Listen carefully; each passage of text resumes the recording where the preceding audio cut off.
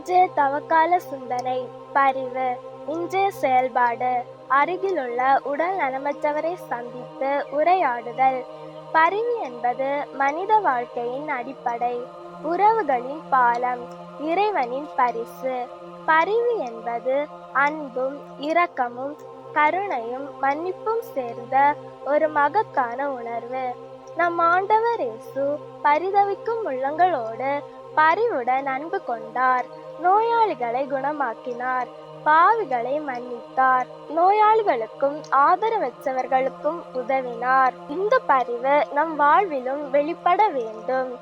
இயற்கையில், குடும்பத்தில், சமூகத்தில், உறவுகளில் பரிவு கொண்டு வாழும் உள்ளம் பரலோக வாழ்வு காணும். செயல்படுத்துவோமா? இன்றைய செயல்பாடு நம் அருகிலுள்ள உடல் நலமற்றவரை சந்தித்து உரையாடுதல்.